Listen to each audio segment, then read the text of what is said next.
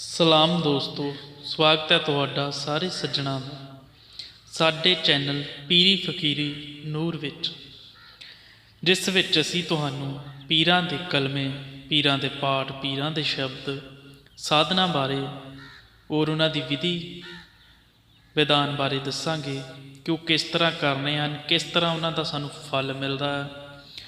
ਬਹੁਤ ਸਾਰੇ ਲੋਕ ਇਹਨਾਂ ਨੂੰ ਪੜ੍ਹਦੇ ਵੀ ਹਨ, ਪਰ ਕੁਛ ਲੋਕਾਂ ਦਾ ਸਵਾਲ ਇਹ ਹੁੰਦਾ ਹੈ ਕਿ ਸਾਨੂੰ ਇਹਨਾਂ ਦਾ ਫਲ ਨਹੀਂ ਮਿਲ ਰਿਹਾ, ਜਾਂ ਕਿ ਆਪਾਂ ਕਾਫੀ ਟਾਈਮ ਦੇ ਪੜ੍ਹ ਰਹੇ ਹਾਂ ਅਤੇ ਸਾਨੂੰ ਕੋਈ ਅਸਰ ਦਿਖਾਈ ਨਹੀਂ ਦਿੱਤਾ। ਪਿਆਰੇ ਦੋਸਤੋ, ਪੀਰਾਂ ਦੇ ਕਲਮੇ ਪੜ੍ਹਨ ਦੇ ਹਰ ਕੋਈ ਵੀ ਧਰਮ ਦਾ, ਕਿਸੇ ਵੀ ਧਰਮ ਦਾ, ਚਾਹੇ ਕਲਮਾ ਸ਼ਬਦ ਜਾਂ ਪਾਠ ਹੋਵੇ, ਕੋਈ ਵੀ ਕਿਸੇ ਵੀ ਚੀਜ਼ ਨੂੰ ਪੜ੍ਹਦਾ, ਉਸ ਵਿੱਚ ਸਭ ਤੋਂ ਪਹਿਲਾਂ ਆਪਣਾ ਧਿਆਨ, ਮਨ ਇਕਾਗਰ ਕਰਨਾ ਪੈਂਦਾ ਹੈ। ਮਨ ਨੂੰ ਇਕਾਗਰ ਕਰਕੇ ਹੀ ਸਾਨੂੰ ਸਾਰੀ ਜੋ ਕਾਮਯਾਬੀ ਹੈ ਉਹ ਮਿਲਦੀ ਹੈ। ਔਰ ਦੋਸਤੋ, ਉਸ ਨੂੰ ਪੜ੍ਹਨ ਦੇ ਲਈ ਪਹਿਲਾਂ ਤਾਂ ਜੇਕਰ ਤੁਸੀਂ ਕਿਸੇ ਵੀ ਪੀਰ ਫਕੀਰ ਨੂੰ ਪਾਉਣਾ ਚਾਹੁੰਦੇ ਹੋ, ਉਸ ਦੇ ਨਾਲ ਤੁਹਾਨੂੰ ਦਿਲੀ ਮੁਹੱਬਤ ਹੈ ਤਾਂ ਤੁਹਾਨੂੰ ਦਿਲ ਤੋਂ ਉਹਨਾਂ ਲਈ ਟਾਈਮ ਕੱਢਣਾ ਪਵੇਗਾ। ਜੇਕਰ ਤੁਸੀਂ ਪੀਰਾਂ ਫਕੀਰਾਂ ਲਈ ਟਾਈਮ ਕੱਢੋਗੇ, ਦੇਵੀ ਦੇਵਤੇ ਲਈ, ਤਾਂ ਅਸੂਲ ਹੈ ਕਿ ਉਹ ਵੀ ਟਾਈਮ ਕੱਢਣਗੇ। ਜੇਕਰ ਅਸੀਂ ਇੱਕ ਕਦਮ ਉਹਨਾਂ ਵੱਲ ਤੁਰਦੇ ਹਾਂ ਤਾਂ ਉਹ 10 ਕਦਮ ਸਾਡੇ ਵੱਲ ਆਉਂਦੇ ਹਨ। ਕੋਈ ਵੀ ਪੀਰ ਫਕੀਰ, ਗੁਰੂ, ਦੇਵੀ ਦੇਵਤਾ ਹੈ, ਕੋਈ ਵੀ ਕਿਸੇ ਨੂੰ ਮੰਨਦਾ ਹੈ। ਜੇਕਰ ਅਸੀਂ ਉਹਨਾਂ ਤੋਂ ਇੱਕ ਕਦਮ ਪਿੱਛੇ ਹੋ ਜਾਂਦੇ ਹਾਂ ਤਾਂ ਉਹ ਵੀ ਸਾਡੇ ਤੋਂ 10 ਕਦਮ ਪਿੱਛੇ ਹੋ ਜਾਂਦੇ ਹਨ। ਜੇਕਰ ਅਸੀਂ ਉਹਨਾਂ ਵੱਲ ਇੱਕ ਕਦਮ ਅੱਗੇ ਵੱਧਦੇ ਹਾਂ ਤਾਂ ਉਹ ਵੀ 10 ਕਦਮ ਸਾਡੇ ਵੱਲ ਆਉਂਦੇ ਹਨ। ਕਿਉਂਕਿ ਦੋਸਤੋ, ਪੀਰ ਫਕੀਰ ਵਲੀ ਜੋ ਰੱਬ ਦੇ ਹੋਏ ਹਨ, ਦੇਵੀ ਦੇਵਤੇ, ਗੁਰੂ, ਪੀਰ ਫਕੀਰ, ਜੋ ਸਭ ਧਰਮਾਂ ਦੇ ਵਿੱਚ ਆਪਣੇ ਆਪਣੇ ਤਰੀਕੇ ਨਾਲ ਹਰ ਕੋਈ ਆਪਣੀ ਆਪਣੀ ਮੰਜ਼ਿਲ 'ਤੇ ਪਹੁੰਚ ਰਿਹਾ ਹੈ। ਦੋਸਤੋ, ਪੀਰ ਫਕੀਰ ਵਲੀ, ਗੁਰੂ, ਦੇਵੀ ਦੇਵਤੇ ਇੱਕ ਬਹੁਤ ਹੀ ਸ਼ਕਤੀਸ਼ਾਲੀ ਹਨ। ਜਦੋਂ ਕੋਈ ਇਹਨਾਂ ਦਾ ਨਾਮ ਵੀ ਲੈਂਦਾ ਹੈ ਜਾਂ ਇਹਨਾਂ ਦਾ ਵਿਰਧ ਕਰਦਾ ਹੈ, ਇਹਨਾਂ ਦੀ ਬੰਦਗੀ ਕਰਦਾ ਹੈ, ਇਹਨਾਂ ਨੂੰ ਯਾਦ ਕਰਦਾ ਹੈ, ਤਾਂ ਉਸੇ ਵੇਲੇ ਹੀ ਇਹਨਾਂ ਪਾਵਰਾਂ ਨੂੰ, ਇਹਨਾਂ ਸ਼ਕਤੀਆਂ ਨੂੰ, ਦੇਵੀ ਦੇਵਤਿਆਂ, ਗੁਰੂ ਪੀਰਾਂ ਨੂੰ ਪਤਾ ਲੱਗ ਜਾਂਦਾ ਹੈ ਕਿ ਸਾਨੂੰ ਕੋਈ ਯਾਦ ਕਰ ਰਿਹਾ ਹੈ। ਉਸੇ ਵੇਲੇ ਹੀ ਖਬਰ ਉੱਥੇ ਪਹੁੰਚ ਜਾਂਦੀ ਹੈ, ਉਹਨਾਂ ਨੂੰ ਆਟੋਮੈਟਿਕ ਹੀ ਪਤਾ ਲੱਗ ਜਾਂਦਾ ਹੈ। ਸੋ ਦੋਸਤੋ, ਪੀਰਾਂ ਦੇ ਕਲਮੇ ਕੀ ਹੁੰਦੇ ਹਨ? ਕਲਮੇ ਇੱਕ ਸ਼ਬਦ ਤੋਂ ਬਿਨਾਂ ਕੁਛ ਵੀ ਸੰਭਵ ਨਹੀਂ ਹੈ, ਸ਼ਬਦ ਨਾਲ ਹੀ ਸਭ ਕੁਝ ਹੈ।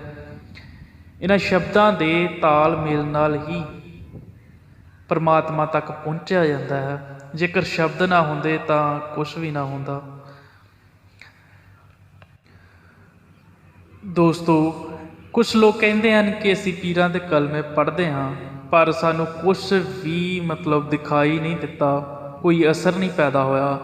ਦੋਸਤੋ, ਇੱਦਾਂ ਨਹੀਂ ਹੁੰਦਾ। ਸੱਚੇ ਦਿਲੋਂ ਕੀਤੀ ਹੋਈ ਕੋਈ ਵੀ, ਕਿਸੇ ਦੀ ਵੀ ਇਬਾਦਤ ਖਾਲੀ ਨਹੀਂ ਜਾਂਦੀ, ਅਤੇ ਕੁਛ ਹੀ ਦਿਨਾਂ ਦੇ ਵਿੱਚ, ਜ਼ਿਆਦਾ ਟਾਈਮ ਨਹੀਂ ਲੱਗਦਾ, ਕੁਛ ਹੀ ਦਿਨਾਂ ਦੇ ਵਿੱਚ ਸਾਨੂੰ ਮਹਿਸੂਸ ਹੋਣ ਲੱਗ ਜਾਂਦਾ ਹੈ ਕਿ ਜਿਸ ਸ਼ਕਤੀ ਦਾ ਅਸੀਂ ਸਮਰਨ ਕਰਦੇ ਪਏ ਹਾਂ, ਜਿਸ ਸ਼ਕਤੀ ਨੂੰ ਅਸੀਂ ਯਾਦ ਕਰਦੇ ਪਏ ਹਾਂ, ਉਹ ਸਾਡੇ ਇਰਦ ਗਿਰਦ ਹੈ।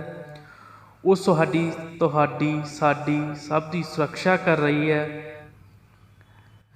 ਅਤੇ ਤੁਹਾਨੂੰ ਆਉਣ ਵਾਲੀਆਂ ਕਈ ਮੁਸੀਬਤਾਂ, ਬਲਾਵਾਂ ਤੋਂ ਬਚਾ ਰਹੀ ਹੈ। ਦੋਸਤੋ, ਅੱਜ ਜੋ ਕਲਮਾ ਅਸੀਂ ਤੁਹਾਨੂੰ ਦੱਸਣ ਜਾ ਰਹੇ ਹਾਂ, ਕਲੀਅਰ ਸ਼ਰੀਫ ਵਾਲੀ ਸਰਕਾਰ, ਕਲੀਅਰ ਦੇ ਵਾਲੀ ਬਾਬਾ ਸਾਬਿਰ ਪਾਕ, ਜੋ ਕਿ ਬਹੁਤ ਹੀ ਉੱਚੀ ਹਸਤੀ ਹੋਇਆ, ਨਾ ਉਹਨਾਂ ਵਰਗਾ ਕੋਈ ਵਲੀ ਹੋਇਆ ਹੈ, ਨਾ ਹੋ ਸਕਦਾ ਹੈ।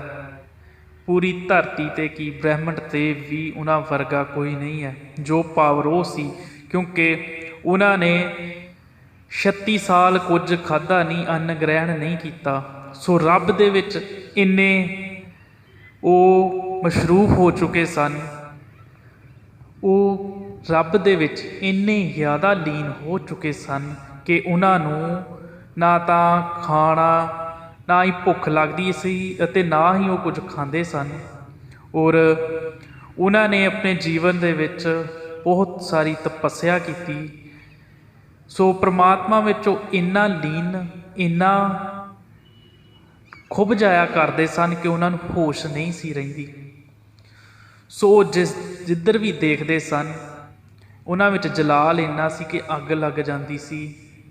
ਔਰ ਇਸੇ ਜਲਾਲ ਨਾਲ ਹੀ ਉਹਨਾਂ ਦੀ ਪਤਨੀ, ਬਾਬਾ ਫਰੀਦ ਜੀ ਦੇ ਬੱਚੇ ਜੋ ਕਿ ਭਸਮ ਹੋ ਚੁੱਕੇ ਸਨ, ਇੰਨਾ ਉਹਨਾਂ ਦੇ ਵਿੱਚ ਜਲਾਲ ਸੀ। ਪਰ ਬਾਬਾ ਸਾਬਿਰ ਪਾਕ ਜੀ, ਜਦੋਂ ਬਾਬਾ ਫਰੀਦ ਜੀ ਇਹ ਇਕੱਠੇ ਰਹਿੰਦੇ ਸਨ ਤਾਂ ਉਸ ਟਾਈਮ ਬਾਬਾ ਫਰੀਦ ਜੀ ਇਹਨਾਂ ਨੂੰ ਜਾਣ ਚੁੱਕੇ ਸਨ ਕਿ ਇਹ ਬਹੁਤ ਹੀ ਪਹੁੰਚੀ ਹੋਈ ਹਸਤੀ ਹਨ। ਔਰ ਇਹਨਾਂ ਦਾ ਜੋ ਨਾਮ ਸੀ ਸਾਬਿਰ ਪਾਕ, ਕਿਉਂਕਿ ਇਹਨਾਂ ਨੇ 12 ਸਾਲ ਅੰਨ ਗ੍ਰਹਿਣ ਨਹੀਂ ਸੀ ਕੀਤਾ। ਔਰ ਜਦੋਂ ਇਹਨਾਂ ਨੂੰ ਪਤਾ ਲੱਗਾ ਤਾਂ ਇਹਨਾਂ ਨੇ ਬਾਬਾ ਫਰੀਦ ਜੀ ਨੇ ਬਾਬਾ ਸਾਬਿਰ ਪਾਕ ਜੀ ਨੂੰ ਸਾਬਰ ਦਾ ਜੋ ਰੁਤਬਾ ਸੀ ਉਹ ਦਿੱਤਾ ਸੀ, ਕਿਉਂਕਿ ਇਹਨਾਂ ਵਿੱਚ ਸਬਰ ਬਹੁਤ ਸੀ। ਸੋ ਦੋਸਤੋ, ਜੇਕਰ ਆਪਾਂ ਇਹ ਸਟੋਰੀ ਸੁਣਾਉਣ ਲੱਗ ਪਏ ਕਿ ਕੀ ਹੋਇਆ, ਕਿਸ ਤਰ੍ਹਾਂ ਉਹਨਾਂ ਦਾ ਜਲਾਲ, ਕਿ ਕਿਸ ਤਰ੍ਹਾਂ ਉਹਨਾਂ ਦੇ ਵਿੱਚ ਜੋ ਜਲਾਲ ਸੀ, ਜੋ ਕਿ ਉਹਨਾਂ ਦੇ ਮੁਰੀਦ ਦੇ ਕਹਿਣ 'ਤੇ ਉਹਨਾਂ ਨੇ ਉਹ ਜੋ ਜਲਾਲ ਸੀ ਜਿੱਧਰ ਵੀ ਦੇਖਦੇ ਸੀ ਅੱਗ ਲੱਗ ਜਾਂਦੀ ਸੀ। ਉਹਨਾਂ ਦੇ ਦਰਬਾਰ ਦੇ ਵਿੱਚ ਬਹੁਤ ਦੂਰ ਦੂਰ ਤੱਕ ਕੋਈ ਵੀ ਪੀਰ ਫਕੀਰ ਵਲੀ ਜਲਦੀ ਪਹੁੰਚਦੇ ਨਹੀਂ ਸਨ, ਕਿਉਂਕਿ ਜੇ ਕੋਈ ਜਾਂਦਾ ਵੀ ਸੀ ਤਾਂ ਅੱਗ ਦੇ ਗੋਲੇ ਚੱਲਣ ਲੱਗ ਪੈਂਦੇ ਸਨ। ਔਰ ਉਹਨਾਂ ਦੀ ਦਰਗਾਹ ਦੇ ਉੱਪਰੋਂ ਜੇਕਰ ਕੋਈ ਪੰਛੀ ਜਾਨਵਰ ਵੀ ਲੰਘਦਾ ਸੀ ਤਾਂ ਸੜ ਕੇ ਸਵਾਹ ਹੋ ਜਾਂਦਾ ਸੀ, ਕਿਉਂਕਿ ਉਹਨਾਂ ਦੇ ਵਿੱਚ ਜਲਾਲ ਬਹੁਤ ਜ਼ਿਆਦਾ ਸੀ, ਭਗਤੀ ਬਹੁਤ ਜ਼ਿਆਦਾ ਸੀ। ਉਹਨਾਂ ਦੇ ਮੁਰੀਦ ਦੇ ਕਹਿਣ 'ਤੇ ਉਹਨਾਂ ਨੇ ਜੋ ਆਪਣਾ ਜਲਾਲ ਸੀ ਉਹ ਜਲਾਲ ਵਾਪਸ ਅੱਲਾ ਕੋਲ ਭੇਜ ਦਿੱਤਾ, ਅਤੇ ਉਹਨਾਂ ਦੇ ਮੁਰੀਦ ਦੇ ਸਦਕੇ ਹੀ ਉਹਨਾਂ ਨੇ ਬਾਬਾ ਜੀ ਨੂੰ ਕਿਹਾ ਸੀ ਕਿ ਜੋ ਜਲਾਲ ਹੈ ਨਾ, ਇਸ ਨੂੰ ਤੁਸੀਂ ਵਾਪਸ ਭੇਜ ਦਿਓ, ਕਿਉਂਕਿ ਕੋਈ ਵੀ ਜੋ ਤੁਹਾਡਾ ਮੁਰੀਦ ਹੈ, ਤੁਹਾਨੂੰ ਮੰਨਣ ਵਾਲਾ ਤੁਹਾਡੇ ਤੱਕ ਨਹੀਂ ਪਹੁੰਚ ਸਕਦੇ ਇਸ ਜਲਾਲ ਕਰਕੇ। ਸੋ ਉਹਨਾਂ ਨੇ ਉਹ ਜਲਾਲ ਭੇਜ ਦਿੱਤਾ। ਉਹਨਾਂ ਦੀ ਰਹਿਮਤ ਸਦਕਾ ਫਿਰ ਸਾਰੀ ਦੁਨੀਆ ਉਹਨਾਂ ਦੇ ਦਰਬਾਰ 'ਤੇ ਉਹਨਾਂ ਦੇ ਕੋਲ ਆਉਣ ਲੱਗੀ, ਅਤੇ ਜੋ ਉਹਨਾਂ ਦੀ ਰੂਹਾਨੀ ਦਾ ਫਾਇਦਾ ਉਠਾਉਣ ਲੱਗੀ। ਕਿਉਂਕਿ ਜੋ ਬਾਬਾ ਸਾਬਰ ਪਾਕ ਜੀ ਦਾ ਦਰਬਾਰ ਹੈ ਉਹ ਇੱਕ ਐਸਾ ਵਿਰਲਾ ਇੱਕੋ ਹੀ ਦਰਬਾਰ ਹੈ ਜਿਸ ਵਿੱਚ ਜਾਂਦਿਆਂ ਹੀ ਜੇਕਰ ਕਿਸੇ 'ਤੇ ਕੋਈ ਕਸਰ ਹੈ, ਭੂਤ ਪ੍ਰੇਤ, ਡਾਇਨ ਚੜੇਲ, ਮੜੀ ਮਸਾਣੀ, ਤਾਂ ਉੱਥੇ ਕੈਦ ਹੋ ਜਾਂਦੀ ਹੈ। ਉਸ ਦਰਬਾਰ ਦੇ ਅੰਦਰ ਜਾਂਦਿਆਂ ਹੀ ਜੋ ਬਾਬਾ ਜੀ ਦੀ ਜਾਲੀ ਲੱਗੀ ਹੋਈ ਹੈ ਉੱਥੇ ਜਕੜੀਆਂ ਜਾਂਦੀਆਂ ਹਨ। ਜਦੋਂ ਕੋਈ ਉਸ ਜਾਲੀ ਨੂੰ ਫੜਦਾ ਹੈ ਤਾਂ ਫੌਰਨ ਜੋ ਵੀ ਚੀਜ਼ ਆ ਉਸ ਦੀ ਹਾਜ਼ਰੀ ਲੱਗਦੀ ਹੈ। ਅਤੇ ਜੇਕਰ ਜ਼ਿਆਦਾ ਵੱਡਾ ਕੋਈ ਕੇਸ ਹੈ, ਜੇਕਰ ਜ਼ਿਆਦਾ ਪੁਰਾਣੀ ਚੀਜ਼ ਹੈ, ਵੱਡੀ ਚੀਜ਼ ਹੈ, ਤਾਂ ਉਹਨਾਂ ਨੂੰ 5 ਚੌਂਕੀਆਂ ਭਰਨੀਆਂ ਪੈਂਦੀਆਂ ਹਨ ਹਰ ਹਫ਼ਤੇ। 5 ਚੌਂਕੀਆਂ ਦੇ ਵਿੱਚ ਹੀ ਉਹ ਠੀਕ ਹੋ ਜਾਂਦੇ ਹਨ। ਦੋਸਤੋ, ਨਾ ਤਾਂ ਉੱਥੇ ਕੋਈ ਕਿਸੇ ਨੂੰ ਫੂਕ ਮਾਰਦਾ, ਨਾ ਧਾਗਾ, ਨਾ ਤਵੀਤ ਦਿੰਦਾ ਹੈ। ਉਸ ਦਰਬਾਰ ਦੇ ਅੰਦਰ ਜਾਂਦਿਆਂ ਹੀ ਜੋ ਚੀਜ਼ਾਂ ਨੇ ਆਪਣੇ ਆਪ ਸਿਰ 'ਤੇ ਆਉਂਦੀਆਂ ਨੇ ਅਤੇ ਹਾਜ਼ਰੀ ਭਰਦੀਆਂ ਨੇ। ਔਰ ਉੱਥੇ ਬਾਬਾ ਜੀ ਉਹਨਾਂ ਨੂੰ ਆਪਣੇ ਚਰਨਾਂ ਦੇ ਵਿੱਚ ਹੀ ਜਗ੍ਹਾ ਦੇ ਦਿੰਦੇ ਹਨ, ਔਰ ਮੁਰੀਦ ਠੀਕ ਹੋ ਜਾਂਦੇ ਹਨ। ਸੋ ਪਹਿਲਾ ਇੱਕੋ ਦਰਬਾਰ ਹੈ ਸਾਬਿਰ ਪਾਕ ਦਾ। ਦੋਸਤੋ, ਜੇਕਰ ਆਪਾਂ ਇਸ ਤਰ੍ਹਾਂ ਗੱਲਾਂ ਕਰਨ ਲੱਗ ਪਏ, ਉਹਨਾਂ ਦੀਆਂ ਸਟੋਰੀਆਂ ਦੱਸਣ ਲੱਗ ਪਏ, ਉਹਨਾਂ ਦਾ ਜੀਵਨ ਕਾਲ ਸਮਾਂ ਆਪਾਂ ਦੱਸਣ ਲੱਗ ਪਏ, ਉਹਨਾਂ ਦੇ ਜੋ ਚਮਤਕਾਰ ਹੋਏ ਆ ਜਾਂ ਹੁੰਦੇ ਆ ਉਹ ਆਪਾਂ ਦੱਸਣ ਲੱਗ ਪਏ, ਤਾਂ ਵੀਡੀਓ ਬਹੁਤ ਲੰਬੀ ਹੋ ਜਾਵੇਗੀ ਅਤੇ ਬਹੁਤ ਟਾਈਮ ਲੱਗ ਜਾਵੇਗਾ। ਸੋ ਅੱਜ ਤੁਹਾਨੂੰ ਆਪਾਂ ਬਾਬਾ ਸਾਬਿਰ ਪਾਕ ਜੀ ਦਾ ਕਲਮਾ ਦੇਣ ਜਾ ਰਹੇ ਹਾਂ, ਉਹਨਾਂ ਦਾ ਪਾਠ ਦੇਣ ਜਾ ਰਹੇ ਹਾਂ, ਜੋ ਬਾਬਾ ਫਰੀਦ ਜੀ ਦੇ ਭਾਣਜੇ ਸਨ। ਔਰ ਸੋ ਦੋਸਤੋ, ਇਸ ਕਲਮੇ ਨੂੰ ਜੋ ਵੀ ਸੱਚੇ ਦਿਲ ਨਾਲ ਟਾਈਮ ਕੱਢ ਕੇ ਪੜ੍ਹੇਗਾ ਔਰ ਲਗਾਤਾਰ ਪੜ੍ਹੇਗਾ, 15 ਦਿਨ 11 ਦਿਨ, ਸੋ ਇਸ ਦੀ ਜੋ ਤਦਾਦ 41 ਦਿਨ ਦੀ ਹੁੰਦੀ ਹੈ, 41 ਦਿਨ ਦੇ ਵਿੱਚ ਸਾਨੂੰ ਜੋ ਕਿ ਸੰਪੂਰਨ ਇਹਨਾਂ ਦੀ ਸਿੱਧੀ ਮਿਲਦੀ ਹੈ। ਔਰ ਇਹ ਸ਼ਬਦ ਤੋਂ ਫਿਰ ਆਪਾਂ ਕੰਮ ਲੈ ਸਕਦੇ ਹਾਂ। ਸੋ ਬਾਬਾ ਜੀ ਦਾ, ਬਾਬਾ ਸਾਬਰ ਪਾਕ ਜੀ ਦਾ ਕਲਮਾ ਇਸ ਤਰ੍ਹਾਂ ਹੈ। ਬਾਬਾ ਜੀ ਦਾ ਕਲਮਾ ਸੁਣੋ ਦੋਸਤੋ। ਅੱਲਾਹੂ ਸਮਦ ਦਮ ਸਾਬਿਰ ਵਲੀ, ਅੱਲਾਹੂ ਸਮਦ ਦਮ ਸਾਬਿਰ ਵਲੀ ਦਰਿਆ ਮਾਰੇ ਠਾ ਠਾ ਸਮੁੰਦਰ ਕਹੇ ਅਲੀ ਅਲੀ ਅੱਲਾ ਮੇਰਾ ਬਾਦਸ਼ਾਹ ਮੁਹੰਮਦ ਹੈ ਵਜ਼ੀਰ ਸਦਕਾ ਹਸਨ ਹੁਸੈਨ ਦਾ ਮਦਦ ਕਰੋ ਗੰਜ ਸ਼ਕਰ ਦੇ ਲਾਲ ਸਾਬਿਰ ਪੀਰ। और दोस्तों कलमा एक बारी दोबारा फिर सुन लो। अल्लाहू समद दम साबिर वली अल्लाहू समद दम साबिर वली। ये लाइन 2 बारी कहनी है। और अगे है दरिया मारे ठा ठा समुंदर कहे अली अली अल्लाह मेरा बादशाह मुहम्मद है वजीर सदका हसन हुसैन दा मदद करो गंज शकर दे लाल साबिर पीर। और दोस्तों कलमा तुहानूं दस दिता गया है। हुण तुहानूं इस कलमा जो कि पंजाबी विच है और अपनी जुबान है सो साफ समझ आ रहा है कि इन्हां दे अर्थ की निकलदे हन। और इन्हां दे विच जो अल्लाहू समद जो शब्द आ रहा है बहुत वड्डा चीज़ है। अल्लाहू समद जेकर आपां इस शब्द का ही इकल्ले का ही विरध करन लग जाइए तो साडे विच बहुत ही ज़्यादा ताकत कुवत रूहानी पावर पैदा हो जाती है। सो आपां जदों ये सारा पढ़ांगे तो इस दे विच जदों आपां सारे कलमे नूं ही पढ़ांगे तो इस दे विच अल्लाह दा जिक्र है उन्हां दी पावर नाल चलदी है। और साबर पाक जी और इन्हां दे विच हुंदा है अल्लाह बादशाह के अल्लाह साडा जो मेहरबान है सब कुछ अल्लाह है साडा बादशाह। और दोस्तों मुहम्मद साहब पैगंबर जो होया उन्हां दा जिक्र होंदा है। और इस दे विच जो कि वास्ता हसन हुसैन दा दिता गया है। हसन हुसैन जो कि हज़रत शेरे खुदा अली दे बेटे सन और जिन्हां ने जंगां लड़ियां सन और उन्हां दे विच भी बहुत ज़्यादा जो कि जनून सी भगती सी उन्हां विच भी बहुत ज़्यादा शक्ति सी। हसन हुसैन का नाम सुन के भूत प्रेत चुड़ैल डायन जिन सब कंब जाते हैं। सो दोस्तों और इस दे विच जो लाइन होती है हज़रत शेरे खुदा अली दी कि समुंदर कहे अली अली यो अली का नाम सुन के ही भूत प्रेत क्योंकि अली के दर तो फकीर बनते अली हज़रत शेरे खुदा अली जो कि मुहम्मद साहब पैगंबर दे जवाई सन और हसन हुसैन हज़रत शेरे खुदा अली दे बेटे सन जो कि पूरे कलमे में ही बहुत ज़्यादा पावर है। और साबिर पाक पीर जिन्हां दा एक कलमा है उन्हां दा तां तुहानूं पता ही है। उन्हां दा कुछ जिक्र तुहानूं दस्सिया होया कुछ तुसीं जाणदे होवोगे क्योंकि जे आपां सारा जिक्र दस्सण लग पे तां वीडियो बहुत ज़्यादा लंबी हो जाएगी।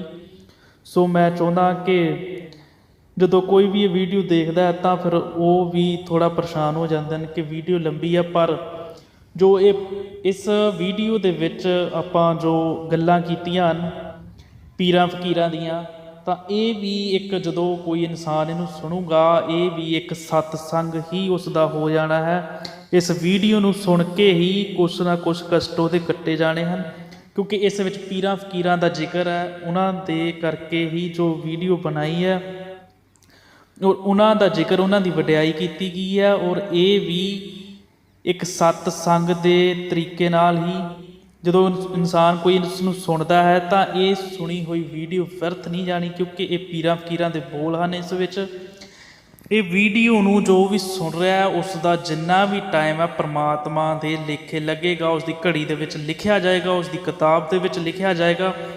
ਕਿਉਂਕਿ ਕੋਈ ਵੀ ਪੀਰ ਫਕੀਰ ਵਲੀ ਜੇਕਰ ਆਪਾਂ ਉਹਨਾਂ ਦਾ ਨਾਮ ਵੀ ਲੈਂਦੇ ਹਾਂ ਤਾਂ ਉਹ ਵੀ ਸਾਡੇ ਲੇਖੇ ਲੱਗਦਾ, ਉਹਨਾਂ ਨੂੰ ਪਤਾ ਲੱਗ ਜਾਂਦਾ ਕਿ ਸਾਡਾ ਕੋਈ ਸਾਡੀਆਂ ਗੱਲਾਂ ਕਰ ਰਿਹਾ, ਕੋਈ ਯਾਦ ਕਰ ਰਿਹਾ। ਸੋ ਇਸੇ ਤਰ੍ਹਾਂ ਹੀ ਇਹ ਜੋ ਇੰਨੀਆਂ ਗੱਲਾਂ ਹੋਈਆਂ ਹਨ, ਜੋ ਇੰਨਾ ਸਤਸੰਗ ਹੋਇਆ ਹੈ, ਇਸ ਦਾ ਵੀ ਪਤਾ ਜ਼ਰੂਰ ਉਹਨਾਂ ਨੂੰ ਲੱਗ ਰਿਹਾ। ਔਰ ਇਹ ਟਾਈਮ ਜੋ ਵੀ ਇਨਸਾਨ ਇਹ ਵੀਡੀਓ ਸੁਣ ਰਿਹਾ ਹੈ ਉਸ ਦਾ ਸਮਾਂ ਰੱਬ ਦੇ ਲੇਖੇ ਲੱਗ ਰਿਹਾ। ਔਰ ਦੋਸਤੋ ਇਸ ਕਲਮੇ ਨੂੰ ਪੜ੍ਹਨਾ ਕਿੱਦਾਂ ਹੈ ਹੁਣ ਤੁਹਾਨੂੰ ਅਸੀਂ ਉਹ ਦੱਸਦੇ ਹਾਂ, ਇਸ ਦੀ ਵਿਧੀ। ਦੋਸਤੋ ਜਦੋਂ ਤੁਸੀਂ ਇਸ ਕਲਮੇ ਨੂੰ ਪੜ੍ਹਨਾ ਹੈ ਤਾਂ ਮੀਟ, ਸ਼ਰਾਬ, ਅੰਡਾ, ਕਿਸੇ ਦੀ ਝੂਠ ਨਹੀਂ ਖਾਣੀ, ਨੀਅਤ ਸਾਫ਼ ਰੱਖਣੀ ਹੈ, ਸਰਬਤ ਦਾ ਭਲਾ ਮੰਗਣਾ ਹੈ, ਦਿਲ ਵਿੱਚ ਕੋਈ ਖੋਟ ਨੀਅਤ ਚੁਗਲੀ ਨਹੀਂ ਕਿਸੇ ਦੀ ਕਰਨੀ। ਤੋ ਇਸ ਦੀ ਵਿਧੀ ਸਾਫ ਸੁਥਰੇ ਕੱਪੜੇ ਪਾ ਕੇ ਨਹਾ ਧੋ ਕੇ ਤੁਸੀਂ ਬੈਠ ਜਾਣਾ ਹੈ। ਔਰ ਜੇਕਰ ਤੁਸੀਂ ਸਹਿਵਾਸ ਕੀਤਾ, ਜੇਕਰ ਵਿਆਹੇ ਹੋ, ਤੁਸੀਂ ਮੈਰਿਡ ਹੋ, ਅਗਰ ਤੁਸੀਂ ਕੁਛ ਕਰਮ ਕੀਤਾ ਹੋਇਆ ਹੈ ਤਾਂ ਨਹਾ ਧੋ ਕੇ ਇਸ ਪਾਠ ਦਾ ਜਾਪ ਕਰੋ। ਜੇਕਰ ਤੁਸੀਂ ਪਾਕ ਸਾਫ ਹੋ ਤਾਂ ਸਿਰਫ ਮੂੰਹ ਹੱਥ ਧੋ ਲਵੋ ਔਰ ਬੈਠ ਜਾਓ। ਔਰ ਦੋਸਤੋ ਕੋਸ਼ਿਸ਼ ਕਰੋ ਕਿ ਇਕਾਂਤ ਜਗ੍ਹਾ ਦੇ ਵਿੱਚ ਬੈਠੋ, ਜਿੱਥੇ ਕਮਰਾ ਵਿਹਲਾ ਹੋਵੇ, ਜਿੱਥੇ ਕੋਈ ਤੁਹਾਨੂੰ ਤੰਗ ਪਰੇਸ਼ਾਨ ਨਾ ਕਰੇ ਔਰ ਤੁਹਾਡਾ ਧਿਆਨ ਨਾ ਭਟਕਾ ਸਕੇ। ਔਰ ਦੋਸਤੋ ਕਲਮੇ ਨੂੰ ਮੂੰਹ ਜ਼ਬਾਨੀ ਹੀ ਪਹਿਲਾਂ ਕੰਠ ਯਾਦ ਕਰ ਲਵੋ ਔਰ ਅੱਖਾਂ ਬੰਦ ਕਰਕੇ ਇਸ ਦਾ ਬਿਰਧ ਕਰੋ। ਅੰਦਰ ਧਿਆਨ ਹੋ ਕੇ ਤੁਹਾਡਾ ਮਨ ਇੱਕ ਚਿੱਤ ਹੋਣਾ ਚਾਹੀਦਾ ਹੈ। ਤੁਹਾਡੀ ਇਹ ਨਾ ਹੋਵੇ ਕਿ ਤੁਸੀਂ ਇਕੱਲੇ ਬੈਠੇ ਹੋ, ਸਰੀਰ ਤੁਹਾਡਾ ਇੱਥੇ ਬੈਠਾ ਹੈ, ਰੂਹ ਕਿਤੇ ਹੋਰ ਪਹੁੰਚੀ ਹੈ, ਕਿਸੇ ਦੇ ਘਰ ਕਿਸੇ ਨਾਲ, ਜਾਂ ਕਿਸੇ ਬਾਰੇ ਤੁਸੀਂ ਸੋਚ ਰਹੇ ਹੋ। ਸਿਰਫ ਸਾਬਰ ਪਾਕ ਪੀਰ ਦੇ ਦਰਬਾਰ ਦਾ ਜਾਂ ਹਜ਼ਰਤ ਸ਼ੇਰੇ ਖੁਦਾ ਅਲੀ ਦਾ ਚਿੱਤਰ ਸਾਹਮਣੇ ਲੈ ਆਓ। ਅੱਖਾਂ ਦੇ ਵਿੱਚ ਇਹ ਮਹਿਸੂਸ ਕਰੋ ਕਿ ਤੁਸੀਂ ਸਾਬਰ ਪਾਕ ਦਰਬਾਰ ਦੇ ਰੋਜ਼ੇ ਕੋਲ ਖੜੇ ਹੋ, ਜਾਂ ਬਾਬਾ ਜੀ ਦੀ ਸੂਰਤ ਸਾਹਮਣੇ ਲਿਆਓ।